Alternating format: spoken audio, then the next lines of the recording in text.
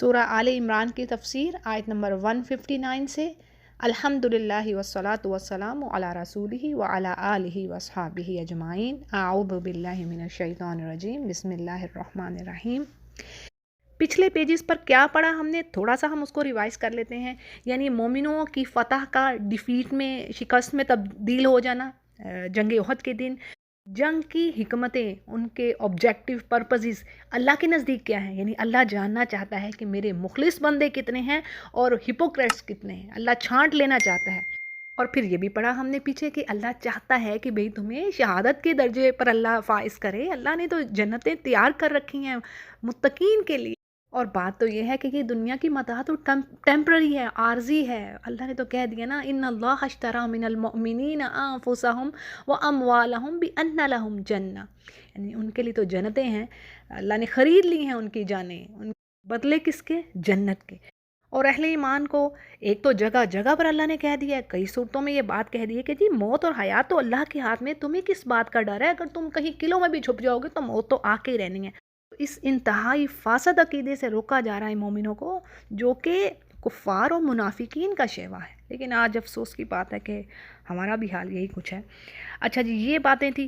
پھر بڑی خوبصورت بات اللہ کی طرف سے کہ موت تو آنی ہے، لیکن اگر ایسی موت آئے کہ جس میں انسان اللہ کی مغفرت اور رحمت پا لے تو اس سے بڑھ کر وہ کیا ہے؟ یعنی یہی تو چاہیے، یہی تو مطلوب ہے۔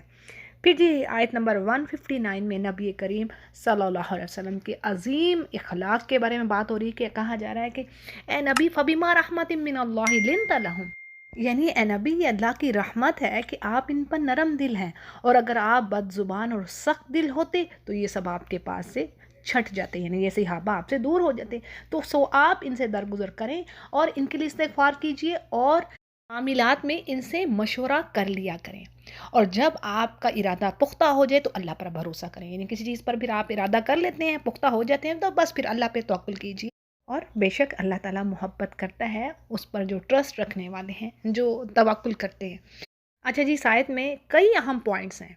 پہلی چیز کیا کہ اللہ کا احسان کرم اپنے پیغمبر پر کہ اللہ نے ان کے اندر نرمی رکھ دی، اور آپ مومنوں کے لیے بڑے شفیق تھے، جیسے سورہ توبہ میں اللہ فرماتے ہیں لَقَدْ جَاءَكُمْ رَسُولٌ مِّنْ أَنفُسِكُمْ عَزِيزٌ عَلَيْهِ مَا عَنِتُّمْ حَرِيصٌ عَلَيْكُمْ بِالْمُؤْمِنِينَ رؤوف الرحیم، یعنی کہا جا رہا ہے کہ وہ رسول جو تمہیں اپنی جان سے بھی زیادہ عزیز رکھتا ہے اور مومنوں پر رؤوف الرحیم ہے، نرم خو ہیں۔ اور یہ بھی بات آتی ہے قرآن کریم میں کئی جگہ پر کہ اے نبی ان کے لیے آپ اپنے پر بچھا دیجئے وَخْفِضْ جَنَاحَكَ لِلْمُؤْمِنِينَ، یعنی انتہائی نرمی اور پستی۔ اور دیکھیں یہ نرمی دعوت تبلیغ کے لیے نہایت ضروری ہے، اور اگر کسی بھی داعی قرآن میں یہ چیز نہ ہوگی تو اس کے قریب لوگ نہیں آئیں گے۔ جیسے کہ یہاں پر اللہ نے کہہ دیا، اللہ نے اپنے سید الانبیاء جو لیڈر ہیں انبیاء کے، ان کو کہہ دیا کہ اگر آپ نرم نہ ہوتے تو انہوں نے، یعنی یہ صحابہ کرام آپ قریب ہونے کی بجائے آپ سے دور بھاگ جاتے۔ تو آپ کیا ہے کہ درگزر سے ہی کام لیجئے۔ اور اسی طرح حدیث کے الفاظ آتے ہیں نا کہ جس کے اندر نرمی رکھ دی گئی اس کو سب کا سب خیر مل گیا۔ یاد رکھیں یہ بڑی اہم بات ہے، بڑی اہم بات ہے۔ اور جس کے اندر سے نرمی اٹھا لی گئی سب کا سب خیر ختم ہو گیا۔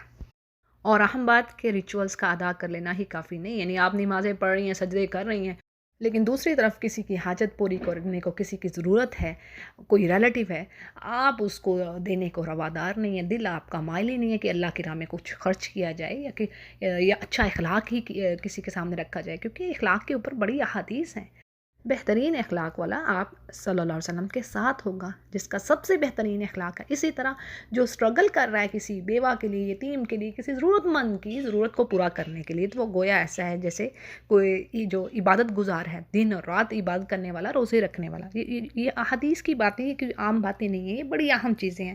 پھر جی اسی طرح اس آیت سے مشاورت کی اہمیت اور افادیت کی بات ہمیں پتہ چلتی ہے کہ یہ کتنی اہم چیز ہے مشورہ کرنا۔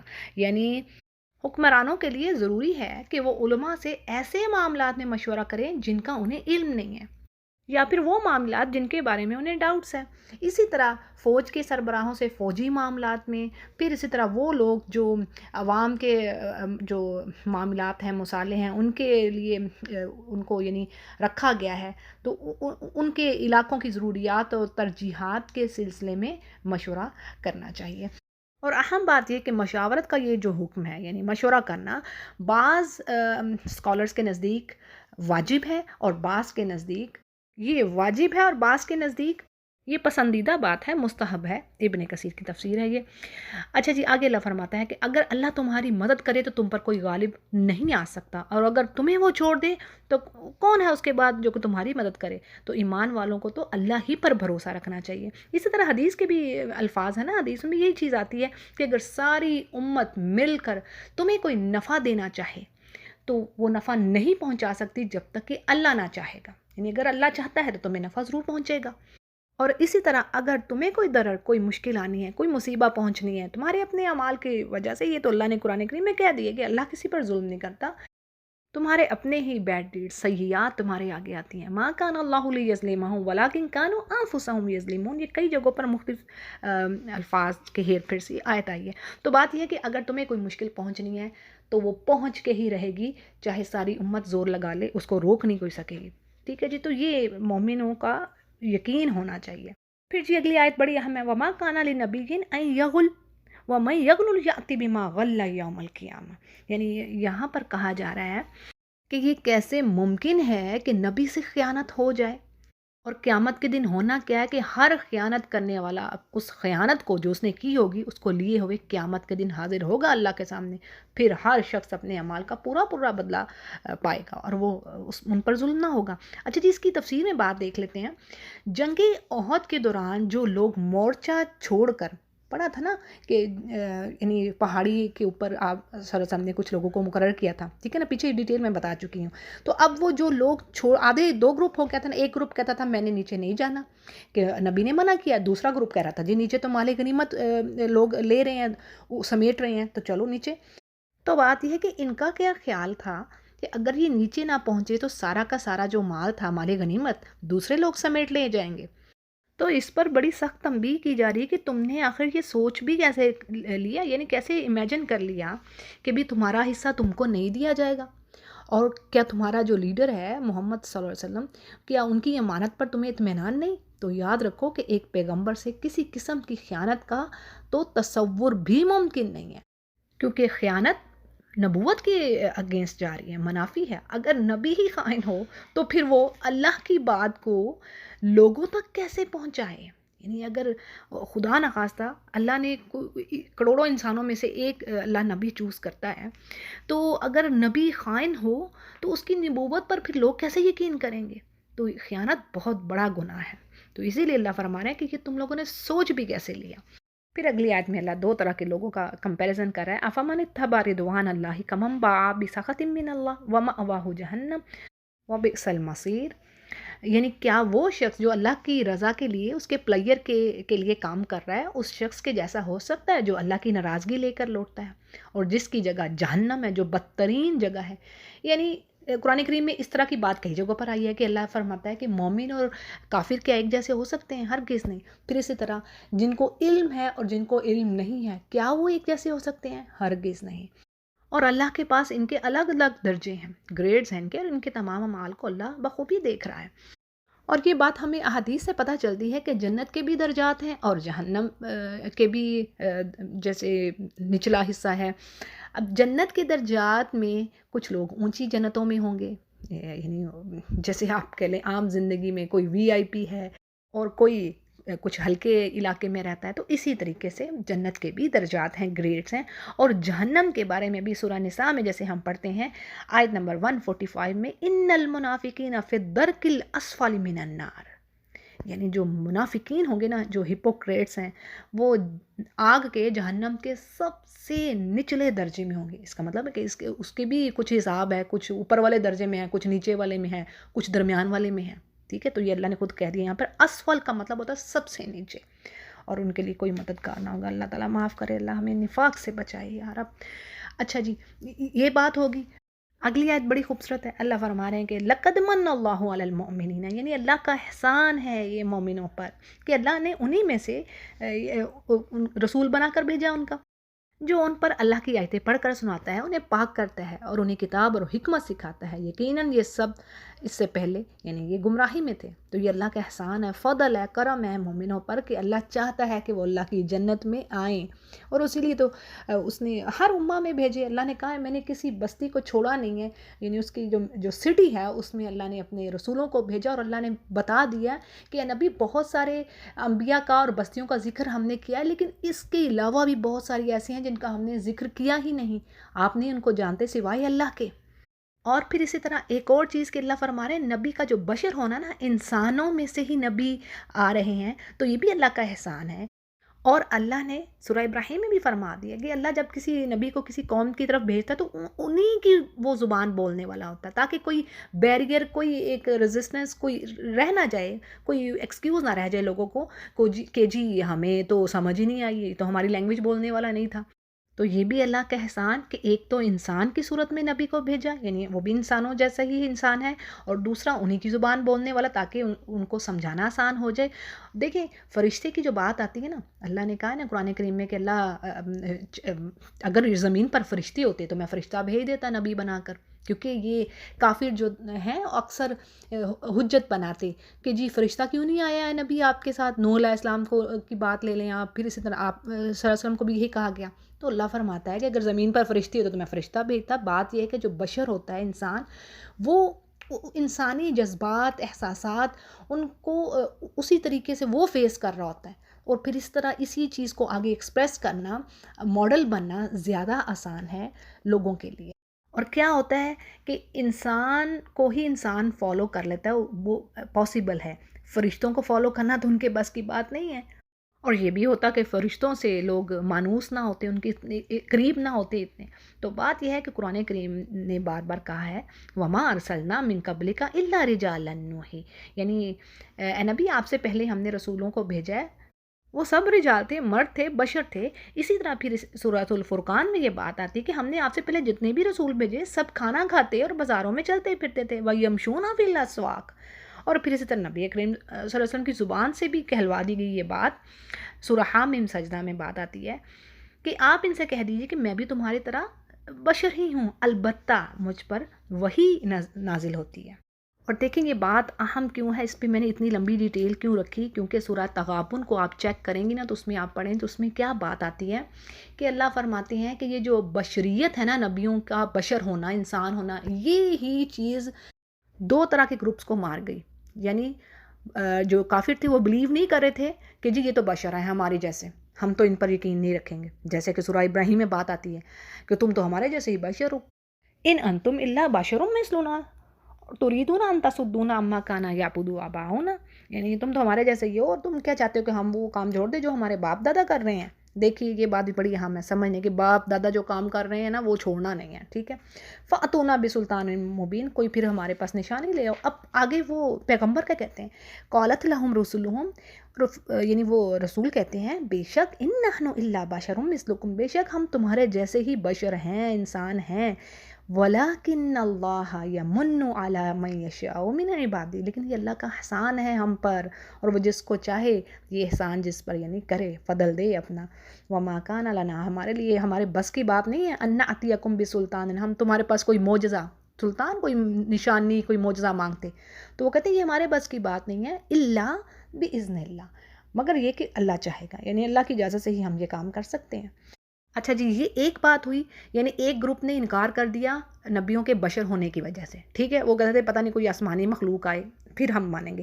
اب دوسری طرف ایک گروپ نے کیا کیا، اس نے غلو یعنی زیادتی کی، بڑھ گیا، جیسے کہا جاتا ہے نا یا اہل الکتاب لا تغلو فی دینکم، اے اہل کتاب اپنے دین میں غلو نہ کرو، زیادتی نہ کرو، یعنی تین خدا مت کہو۔ انہوں نے بشر کو خدا بنا دیا، ٹھیک ہے، سورہ توبہ میں نہیں بات آتی وقالت الیہود عزیر ابن اللہ، یہودیوں نے کہا جو عزیر اللہ کا بیٹا ہے، وقالت النصارى المسیح ابن اللہ، نصارہ نے کہا یعنی عیسائیوں نے کہا کہ مسیح عیسیٰ علیہ السلام اللہ کے بیٹے ہیں۔ تو اللہ کہہ رہے ہیں یہ تو سب ان کی زبانوں کی باتیں ہیں، اور یہ ایسی بات کہہ رہے ہیں یعنی یہ مارے جائیں کہ کیسی اللہ کے ساتھ شریک کر رہے ہیں، اللہ کے لیے ولد بنا رہے ہیں۔ بہت ساری اس کی تو بہت لمبی ڈیٹیل ہے، بہت ساری آیات ہیں کہ اللہ نے فرمایا زمین شق ہو جائے، پہاڑ ریزہ ریزہ ہو جائیں، جو یہ بات کہہ رہے ہیں. ٹھیک ہے جی. تو یہ دو چیزیں ہوئی. یعنی بات وہی کہ ایک بشر ہونا رسولوں کا یہ دو گروپس کو مار گیا. اچھا جی. اگلی آیت میں پھر بات جنگ کی طرف جاتے ہیں. یہاں پر کہا جا رہا ہے مومنوں سے کہ کیا بات ہے کہ جب تمہیں ایک ایسی تکلیف پہنچی جو کہ تم بھی پہنچا چکے ہو، یعنی ایسی تکلیف تم اپنے دشمنوں کو پہنچا چکے ہو، تو پھر تم کہنے لگے کہ یہ کہاں سے آ گئی، یعنی تمہیں جب مصیبت آئی تو اے نبی آپ ان سے کہیے کہ یہ خود تمہاری طرف سے ہے. یعنی اس کی ڈیٹیل میں کیا بات ہے کہ یعنی احد میں تمہارے 70 آدمی شہید ہوئے، تو بدر میں تم نے بھی تو 70 کافر قتل کیے تھے نا، اور 70 قیدی بنائے تھے. یعنی اور اللہ کی سنت ہے، جیسے پیچھے بھی ہم نے پڑھ لیا کہ اللہ تعالیٰ فرمانے کے ایام کو اللہ بدلتا ہے، کبھی مسلمانوں کے لیے فتح ہے اور کبھی شکست. ٹھیک ہے جی.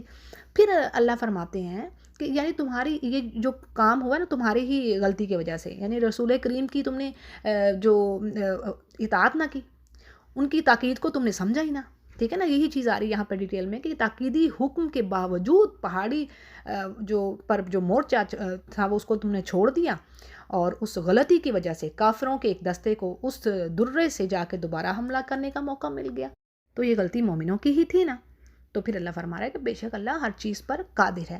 اور تمہیں جو کچھ اس دن پہنچا، یعنی جو مشکل آئی، جس دن دو جماعتیں یعنی آپس میں آمنے سامنے ہوئے، ان فرنٹ ہوئے، اور سب اللہ کے حکم سے تھا یہ، اور اس لیے کہ اللہ تعالیٰ ایمان والوں کو جان لے اور منافقوں کو بھی، ہپوکریٹس کو بھی اللہ چیک کر لے. یعنی یہاں پر احد میں جو نقصان پہنچا مومنوں کو اس کی بات ہو رہی ہے کہ وہ اللہ کے حکم سے ہی، یعنی ہر چیز اللہ ہی کے حکم سے ہے، تاکہ کیا وہی چیز کہ تم کتنی رسول کی اطاعت کرتے ہو اس کا اندازہ ہو جائے. اور اس کے علاوہ اللہ کا مقصد تھا کہ ہپوکریٹس اور بلیورز کو، جو ٹرو بلیورز ہیں، اللہ ان کو فرق کر لے، اللہ سمجھ لے. اور انہی منافقوں کا حال یہ تھا کہ جب ان سے کہا گیا کہ آؤ اللہ کی راہ میں جہاد کرو یا کافروں کو ہٹاؤ، یعنی ڈیفنس ہی کر لو، تو اس پر کہنے لگے کہ اگر ہم لڑائی جانتے ہوتے تو ضرور ساتھ دیتے. یعنی لڑائی جاننے کا مطلب یہ کہ ان کے خیال میں مومن لڑائی کرنے نہیں جا رہے تھے، بلکہ وہ تو اپنے آپ کو تباہی کے دہانے میں جھونکنے جا رہے تھے. یعنی وہ تو تباہ ہونے جا رہے تھے، تو وہ لڑائی تھوڑی تھی، وہ یہ سمجھتے تھے ہپوکریٹس. تو اس دن اللہ فرماتا ہے کہ بنسبت ایمان کے کفر کے وہ زیادہ قریب تھے، یعنی اپنے نفاق اور ان باتوں کی وجہ سے جو انہوں نے کی. اور کیا کر رہے تھے؟ یعنی اپنے منہ سے وہ باتیں کہہ رہے تھے جو ان کے دلوں میں نہیں ہیں. یعنی زبان سے تو کچھ ایسے الفاظ کہہ رہے تھے، لیکن دل میں یہ تھا کہ ہماری علیحدگی سے، یعنی ہم ان کا ساتھ نہیں دیتے تو ان کے اندر بھی کمزوری آئے، یعنی نہ صرف یہ کمزور پڑیں بلکہ اس سے دوسرے کافروں کو بھی فائدہ ہو. اور در حقیقت یہ مسلمانوں کو اور آپ صلی اللہ علیہ وسلم کو نقصان پہنچانا چاہ رہے تھے. پھر جی آگے بات آتی ہے کہ اللہ فرما رہے ہیں اللہ خوب جانتا ہے جسے وہ چھپا رہے ہیں. اور آگے ان کے لیے کہا جا رہا ہے کہ یہ وہ لوگ ہیں جو خود بھی بیٹھے رہتے ہیں اور دوسروں کے بارے میں بھی کہتے ہیں کہ اگر وہ بھی ہماری بات مان لیتے تو قتل نہ کیے جاتے. یعنی منافقین کی یہ بات کہ اگر وہ ہماری بات مان لیتے، یعنی جو تو جنگ میں چلے گئے، تو ان کے لیے کہتے ہیں کہ وہ تو پھر وہاں پر قتل نہ ہوتے، ہماری بات مانتے تو یہیں پر بیٹھے رہتے. تو اس پر اللہ کا رد آتا ہے، اللہ جواب دیتا ہے کہ اگر تم سچے ہو تو اپنی جانوں سے موت کو ہٹا دو. تو موت تو جہاں بھی جس کی لکھی ہے وہ اپنے مقتل گاہ میں، یعنی جہاں پر اس نے مرنا ہے وہ خود چل کر جائے گا اس جگہ پر. یہ پیچھے بھی ہم نے پڑھ لیا، اور اسی طرح سورہ نساء میں بھی یہ بات آتی ہے. اور اگلی آیات میں بڑی خوبصورت آیات ہیں مومنوں کے لیے، کیسے اللہ موٹیویٹ کر رہا ہے ان کو. اللہ فرماتا ہے وَلَا تَحْسَبَنَّ الَّذِينَ قُتِلُوا فِي سَبِيلِ اللَّهِ أَمْوَاتًا بَلْ أَحْيَاءٌ عِندَ رَبِّهِمْ يُرْزَقُونَ. یعنی تم ہرگز یہ نہ سوچو کہ جو اللہ کی راہ میں شہید ہو گئے ہیں وہ مردہ ہیں، وہ مردہ نہیں ہیں، ہرگز مردہ نہ جانو انہیں، بلکہ وہ زندہ ہیں، اپنے رب کے پاس روزیاں دیے جا رہے ہیں. اچھا جی. اس کی تفسیر میں جو بات ہے کہ شہداء کی یہ جو زندگی ہے، اللہ نے کہا نا وہ تو زندہ ہے، ٹھیک ہے نا. یہاں پر ورڈ آ رہے ہیں احیاء بل احیاء. تو یہ زندگی حقیقی ہے یا مجازی، تو اس کا شعور اہل دنیا کو نہیں ہے. ٹھیک ہے جی.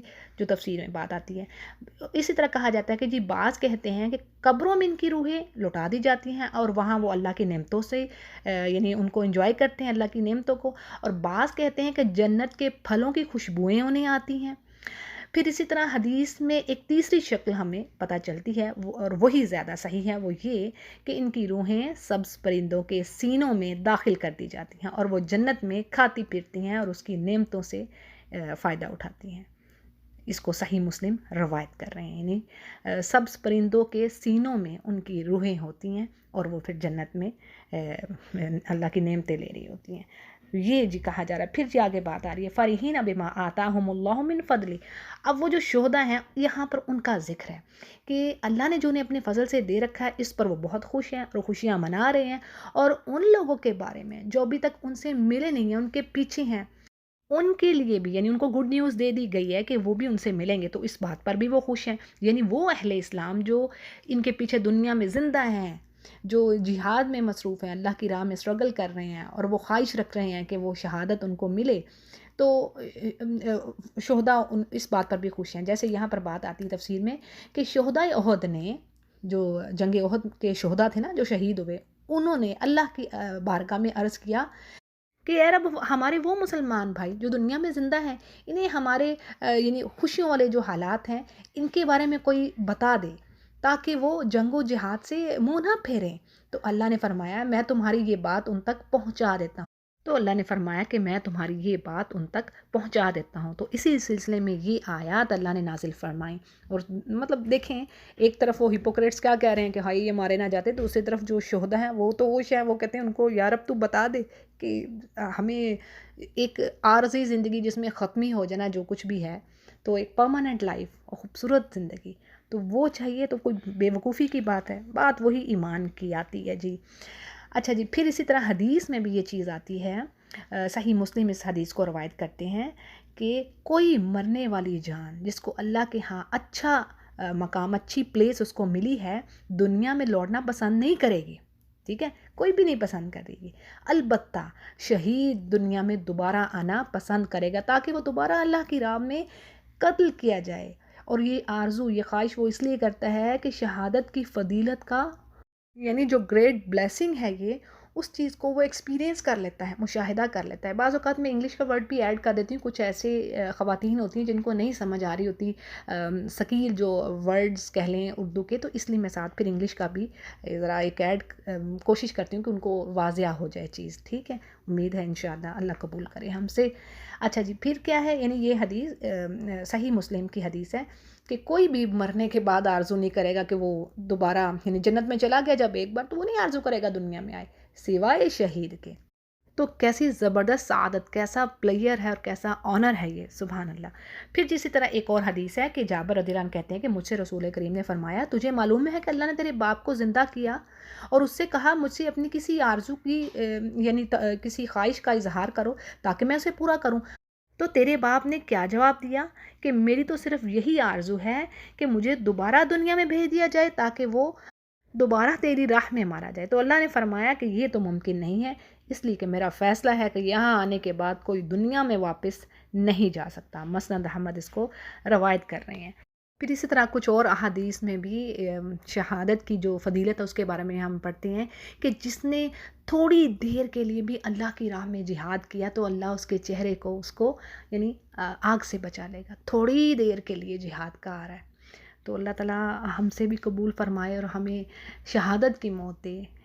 تو یہ بھی حدیث کے الفاظ ہیں کہ جس کی سچی خواہش ہوگی نا، جیسے خالد بن ولید کا آتا ہے نا، ان کی خواہش تھی، سچی خواہش تھی کہ وہ شہید ہوں اللہ کی راہ میں، لیکن اللہ نے ان کو شہید نہیں کیا جنگ بیٹل فیلڈ میں، وہ ان کی موت ان کے بستر پر آئی. لیکن حدیث کے الفاظ ہیں کہ جس کی خواہش ہوگی، نیت ہوگی، آرزو ہوگی کہ مجھے شہادت کی موت ملے تو اس کو شہادت کی ہی موت ملے گی، چاہے وہ اپنے بستر پہ ہی اسے موت آئے. ٹھیک ہے، تو بات یہ ہے کہ سبحان اللہ احادیث تو بہت ساری ہیں لیکن چند ایک ہی ہم نے پڑھی ہیں. اچھا جی، پھر آگے کیا اللہ فرماتے ہیں کہ وہ اللہ کی نعمت اور فضل سے بھی خوش ہیں اور اس چیز سے بھی کہ اللہ ایمان والوں کے اجر کو ضائع نہیں کرتا.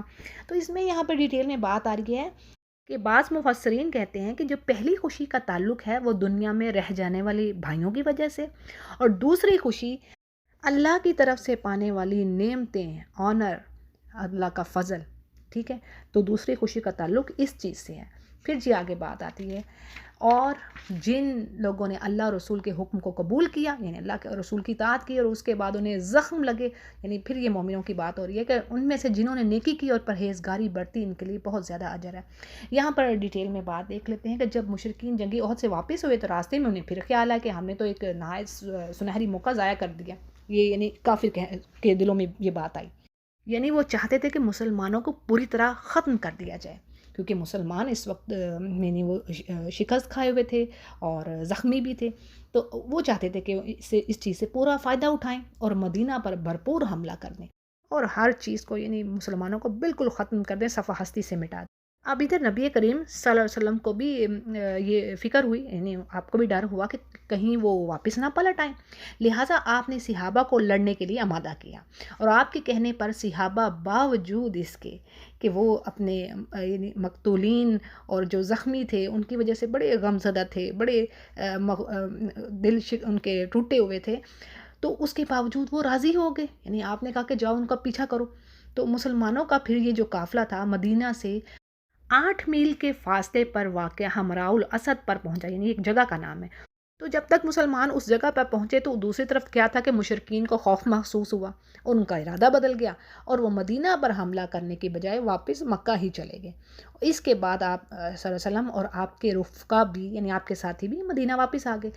تو اس آیت میں انہی مسلمانوں کے اس جذبے کو یعنی کیسے انہوں نے اوبیڈینس میں اپنے زخموں کو، اپنے جو ان کے پیارے قتل ہو چکے تھے ان کی پرواہ نہیں کی، تو اس آیت میں انہی کی تعریف آ رہی ہے اور رسول کی تعریف کی گئی ہے۔ تو جی اللہ فرماتے ہیں کہ ان کے لیے بہت زیادہ اجر ہے، اور پھر آگے کہا جا رہا ہے کہ وہ لوگ جن سے ان لوگوں نے کہا کہ کافروں نے تمہارے مقابلے میں بڑے لشکر جمع کر لیے، تم ان سے خوف کھاؤ، تو ان کا ایمان یعنی اور بڑھ گیا۔ وقالو حسبنا اللہ ونعم الوکیل، یعنی ہمارے لیے تو اللہ ہی کافی ہے اور وہی بہترین کام بنانے والا ہے۔ وکیل یعنی جو کارساز ہے، جو آپ کو سپورٹ کرتا ہے، آپ کی مدد کرتا ہے، بہت ساری چیزیں اس میں آ جاتی ہیں۔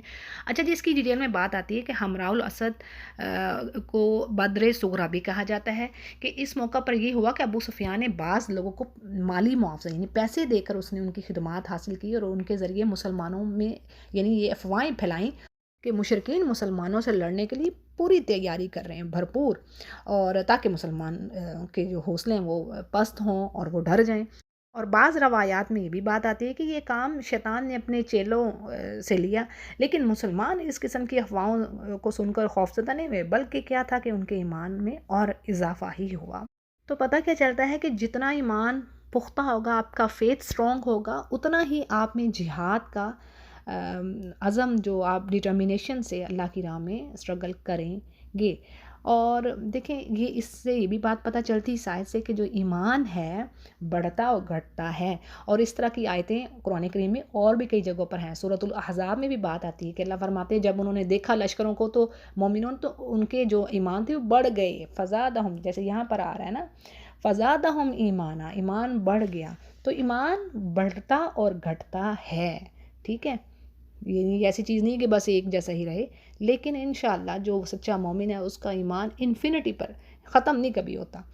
اچھا جی، اس آیت کے جو آخری ورڈز ہیں وقالو حسبنا اللہ ونعم الوکیل، یہ جو ورڈز ہیں نا حسبنا اللہ ونعم الوکیل، یعنی ہمیں اللہ ہی کافی ہے اور وہی ہمارا اچھا کارساز ہے، ان الفاظ کی بڑی فضیلت آئی ہے۔ صحیح بخاری وغیرہ میں یہ بات کہی جاتی ہے کہ ابراہیم علیہ السلام کو جب آگ میں ڈالا گیا تو آپ کی زبان پر یہی الفاظ تھے، ٹھیک ہے، تو حدیث میں بھی اس کی فضیلت ہے، تو ان الفاظ کو پڑھنا چاہیے، حسبنا اللہ ونعم الوکیل، یعنی پریشانی، مصیبت اور خطرناک قسم کے جو حالات ہوں تو ان میں یہ پڑھنا چاہیے۔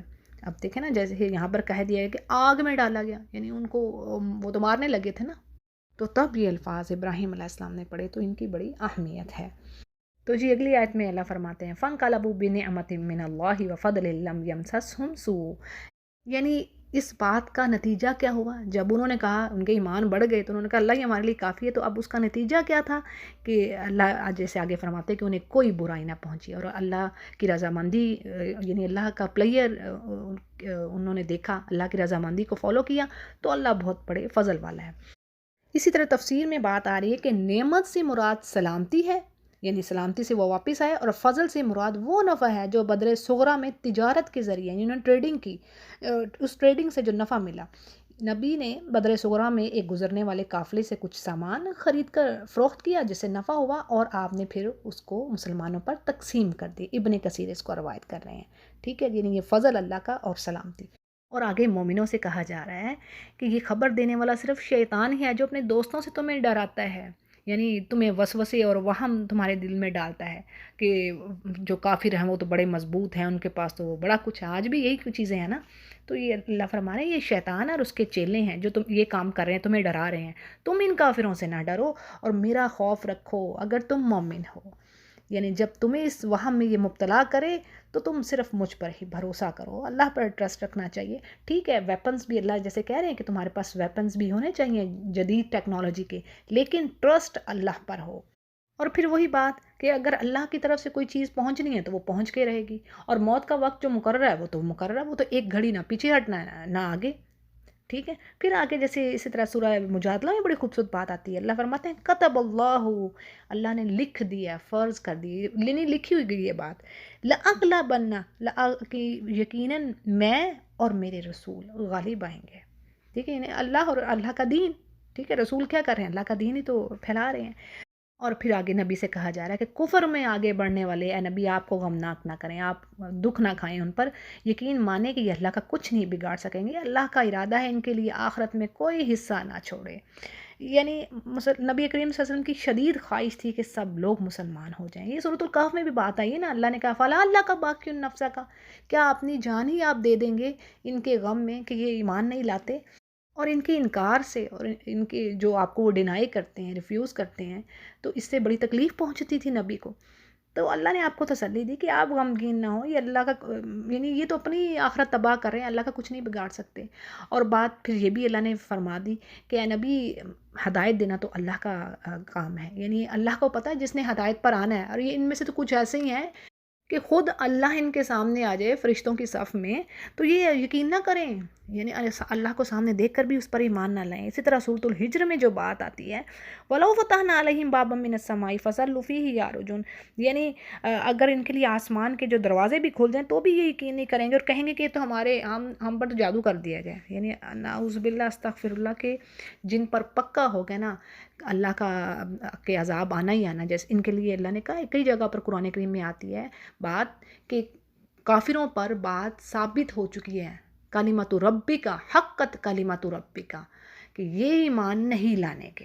اور آگے مزید کہہ دیا گیا کہ وہ لوگ جو ایمان کے بدلے کفر خرید رہے ہیں ہرگز اللہ کو کوئی نقصان نہیں دے سکتے، اور انہی کے لیے دردناک عذاب ہے۔ پھر اگلی آیت بڑی اہم ہے، یہاں پر کیا کہا جا رہا ہے کہ وَلَا يَحْسَبَنَّ الَّذِينَ كَفَرُوا أَنَّمَا نُمْلِي لَهُمْ خَيْرٌ، یعنی یہ جو کافر ہیں یہ ہماری دی ہوئی مہلت کو اپنے حق میں بہتر نہ سمجھیں، یہ مہلت تو اس لیے ہے کہ وہ گناہوں میں اور بڑھ جائیں۔ یعنی یہاں پر دیکھیں لیسن ہے مومنوں کے لیے بھی کہ آج اگرچہ دنیا کا مال و متاع فراوانی اور وہ چاہے آسمان کی چھت کو بھی جا کے وہ لگ رہے ہوں، لیکن ان کو دے کے اپنے ایمان کو وہ خراب نہ کریں مومن بھی۔ تو یہ جو چیزیں ہیں نا، یہ دنیا کی خوشحالیاں، فتوحات، مال و دولت، یہ سب یعنی یہ سب تو عارضی ہے نا۔ پھر اللہ ان کو کافروں کو دے رہا ہے تو اللہ ان کو دے کر یہ نہیں مطلب کہ ان سے راضی ہے، بلکہ اللہ ان کو ڈھیل دے رہا ہے۔ اور آپ قرآن کریم کو اٹھا لیجئے اور پڑھ لیجئے جو قومیں تباہ ہوئی ہیں، کسی قوم کو بھی اللہ نے پریشانی، مسکنت یا غربت میں نہیں پکڑا، تب ہی پکڑا جب وہ مستیوں میں مصروف تھے۔ ٹھیک ہے، یعنی خوب اللہ نے دے رکھا تھا، وہ انجوائے کر رہے تھے تو ہی اللہ کی پکڑ آئی۔ تو بات یہ ہے کہ جن عیاشیوں میں یہ پڑے ہوئے ہیں یہ ان کے لیے کوئی اچھی بات نہیں، اللہ نے خود کہہ دیا، اب اس سے بات پیچھے کیا رہ گئی۔ اسی طرح ایک اور جگہ پر بھی اللہ نے فرمایا کہ کیا یہ گمان کرتے ہیں کہ جو ہم نے ان کو دے رکھا ہے مال و اولاد، ہم اس میں اضافہ بھی کر رہے ہیں تو ہم ان کے لیے بھلائی میں جلدی کریں؟ نہیں، بلکہ یہ تو سمجھتے نہیں ہیں، یعنی اللہ تو ان کو پکڑے گا پھر ایک دم سے، اور ان کے لیے ذلت والا عذاب ہے۔ تو اللہ سے دعا ہے کہ اللہ تعالی ہمیں ایمان پر جمائے رکھے اور نفاق سے بچائے۔ تو جی آیت نمبر 178 تک کی تفسیر ہم نے کر لی۔ وآخر دعوانا ان الحمد للہ رب العالمین۔